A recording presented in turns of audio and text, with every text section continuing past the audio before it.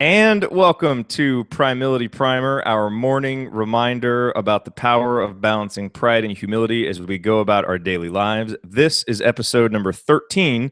I'm your host, Jared Morris. And just like on Tuesday, we started a new regular series. Don't know if it'll be a weekly series, but a regular series called Real Talk Tuesday.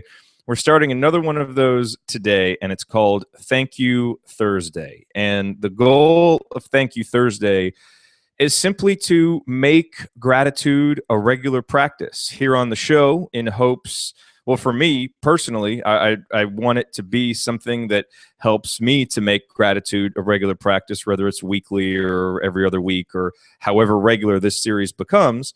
And hopefully it can be kind of a marker for you as well to do that and to remember the importance of practicing gratitude, because we talked in episode 5 about why we sometimes struggle with gratitude. And one of the reasons why we sometimes struggle with gratitude, I think, is simply that it's not a habit, that we don't have a regular point in time or a place where we do it and where we express gratitude. And so I'm hoping that this can become that place. And actually, I wrote a blog post on Primility. It was either a blog post or it was a newsletter. I don't remember which one. Several months ago, back toward the beginning of the year, a friend of mine got me a great gift, this gratitude box, which was filled with thank you cards, a little gratitude journal. And I set a goal of sending one thank you card per week.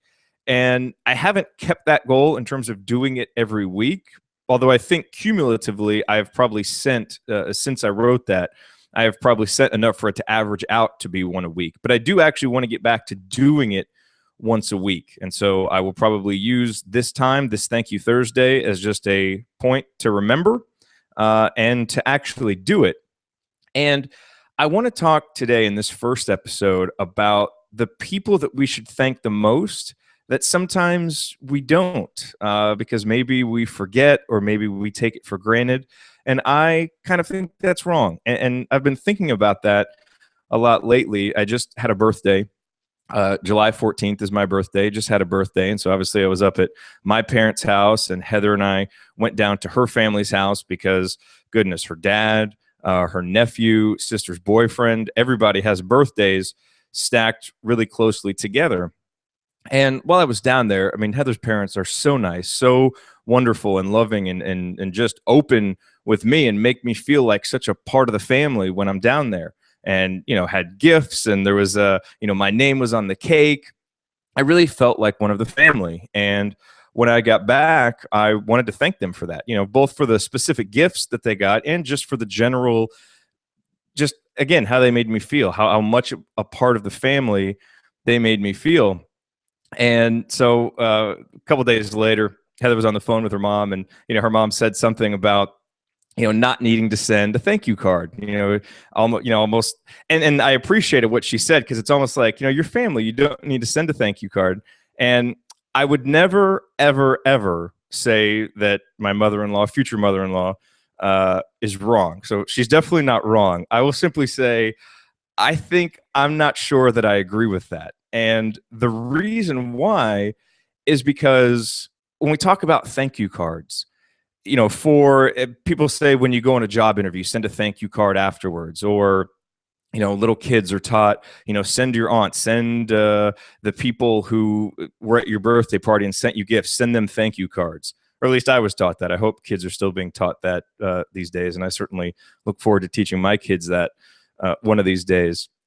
But it seems like, giving a thank you card to family, immediate family, is never kind of a thing that we do. And it's never something that I've done regularly either. I've always been diligent about writing thank you cards after Christmas and on birthdays, but never really giving them to my mom or my dad or my brother. And it made me think, there is something to that. It's like, your family, you don't need to send a thank you card. This is just what we do for each other. And that's true. But I also think there's something a little bit sad, I guess, about the people that we should thank the most, but yet we so often take for granted, that we don't take the literally 2 or 3 minutes to just jot down a quick thank you card expressing specific gratitude for what they've done, for what we're thankful for. And that's the thing about gratitude, is there is so much science now, so many studies that we can all read about how expressing gratitude makes us happier, healthier, better. Us thinking about it, spending time, with a gratitude journal. There's all these different things that you can do. And that's great that it has this impact on us, but it only goes halfway, right? We only go halfway if we feel it, but we don't express it. Because how great is it to do something nice for somebody and then know that they appreciate it? And yes, you can and should show appreciation and gratitude simply through actions, right? Simply through going about your daily life, and someone does something nice for you, do something nice for them. It doesn't necessarily need to be a thank you card that does it, but there is still, to me, something powerful about the thank you card, about the handwritten thank you card, about taking time. People know that you took time to sit down and focus entirely for those couple of minutes on expressing gratitude to them. And so I realized that I didn't send my parents a thank you card. I sent it to Heather's parents, but I didn't send my parents a thank you card after my birthday. And actually, just last night, I dropped my dog Rebel off with them. I'm going to be out of town this weekend at Podcast Movement in Fort Worth.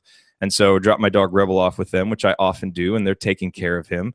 And I thought, what a great opportunity the first Thank You Thursday is to kind of take my own advice, I guess, lead by example, and write a thank you card to my parents. Again, these are the people that we should thank the most, that a lot of times we don't. And I never want to take all the nice things that they do for granted, and I don't ever want them to think I take them for granted. So anyway, I grabbed this thank you card and wrote it this morning. And I thought about, for Thank You Thursday, taking part of the time and just spending it writing a thank you card. Literally, while we're here, while this is broadcasting, recording, writing out a thank you card. And, as a way of kind of showing how quick it is. It's not a very long process. And then as we go forward, using this time that we can all sit here and write thank you cards together. Maybe we will do that. I don't know. I'm not sure how compelling that would be from a listening or watching standpoint. But either way, one of the elements that I wanted to show in doing that was how quick it is. Writing a thank you card it's a simple action that I think has a much more profound effect than the time that we invest in it. So there's a great payoff. I think there's a great return on the investment, both for ourselves in terms of practicing the gratitude and for the people who receive it. So anyway, here's the thank you card. I'm just going to read it out loud. It's nothing profound. It's nothing long. It was very simple, very quick to write. Dear Mom, Dad, and Joshua, I wanted to thank my brother as well. Thank you for the great birthday gifts from a few weeks ago, first of all. I have a lot of books to buy and read, and our lawn is starting to look really awkward, only being mowed but not edged. This is true. So the edger is a huge help. And thank you also for taking Rebel this week. And then in August, when we are gone, it gives me such peace of mind knowing he is in a place where he is comfortable and will get plenty of attention. Tell him I miss him. See you soon. Go 49ers. Love, Jared. Simple. And I will address that, put it in the mail. Hopefully they will get it in the next couple of days. And it'll probably surprise them a little bit because, again, I have not been in the habit of sending thank you notes to my immediate family. And yet I kind of feel like there have been a lot of missed opportunities there to step back, really make sure that I'm not taking anything for granted, and express gratitude to the people that mean the most and that we shouldn't be overlooking when it comes time to express gratitude. So we're going to explore this topic a lot on Thank You Thursday, this idea of gratitude, practicing gratitude, different ways to do it. But more than anything, I just want this to be a time each week or every other week or however regular this series becomes. We take a step back, remember the importance of gratitude. And again, go back and listen to episode 5, Why We Struggle with Gratitude, for how it all ties in with Primility. And I think you'll agree with me that it will be something very worthwhile and hopefully very helpful that we can do here on Primility Primer.